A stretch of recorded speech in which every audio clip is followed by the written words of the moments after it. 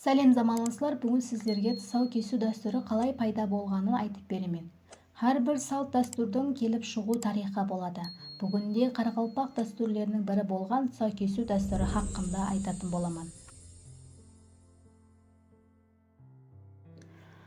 Ұлы Алла Тағаламыз Әбілет пенен Табилет деген екі мақлұқты жаратып жер бетіне жібереді. Олар жүдә сұлу болған екен. Олар бір-бірін жақсы көріп қалады. Алла Тағаламыз екеуіне некелерін қиылмай бір-біріне қосылмаңдар деп ескертіпті. Бір күні екеуі шыдай алмай бір-біріне қосылып қояды. Дүнияның бірінші зінакарлық осыдан басланыпты. Діни аңызларда қиямет күні зінакар адамлар Әбілет пенен Табилеттің қауымында тіріледі екен деседі. Некесіз қатынастан дүнияға Иблис келеді екен.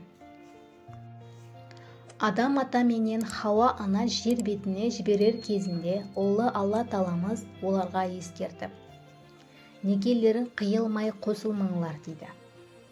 Адам ата менен Хауа ана мақұл деп уәде береді. Бірақ ол заманда да Иблис болған екен. Иблис Адам ата менен Хауа ананы өз жолына аздыруға тырысып атырған кезінде Ұлы Алла Тағаламыз көріп қалып Жабраилға: Адам ата менен Хауа ананың аяғын тұсаула, жерге табаны тигеннен соң тұсауларын кес. Иблистің жолынан аздыруына еріп тур жолдан таймасын дейді.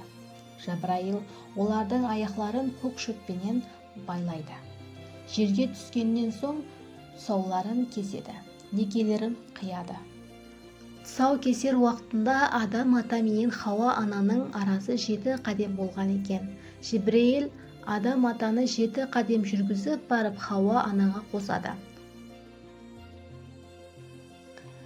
Кейінала бұл уақия дәстүрге айланады. Содан баслап жаңа туылған баланың табаны жерге тиер кезінде тұсауын кесіп күркімеуін шешеді екен. Баламыз бірінші рет қара жерге қадем басты, тура жолдан таймасын деп ырымлайды. Баланың тұсауын кесуші адам оны 7 қадем жүргізіп, сосын кесу керек екен. Баланың тұсауын көк шөп, малдың тоқ ішегінен, ала жіппенен кесуге болады. Көк шөппенен байлаудың мәнісі Адам ата менен Хауа ананың ізін басатын ұрпағы болсын деп ырымлап көк шөппенен байлайды. Ала жіппенен байлаудың мәнісі болса басқаның ала жібін атламасын, яғни біреудің дүниясына көз алартпасын деген мәністе екен. Ал тоқ ішекті болса байлықлы, дәулетлі инсан болсын деп ырымлап байлайды екен. Тұсауды кесерде өткір пышақ, ямаса қайшының бас тарапын жоғарыға қаратып кесу керек екен. Қазіргі заман тұсау кесу дәстүрі туралы біз нелерді білеміз? Тұсау кесу дәстүрі әлбетте баланың туылғанынан 12-14 ай толғанында жасалады.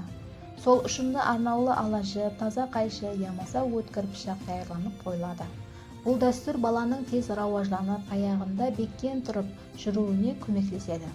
Ата-ананың тұсау кесу үшін таңлаған хүрметлі адамның рухи һәм физикалық қасиеттері балаға беріледі деген түсінік осы дәстүрдің мазмұны болып табылады.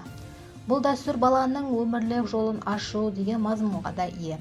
Ата-анасы таңлаған адам ғана салтанатлы түрде, яғни өзінің дәстүріне сәйкес баланың тұсауын кеседі.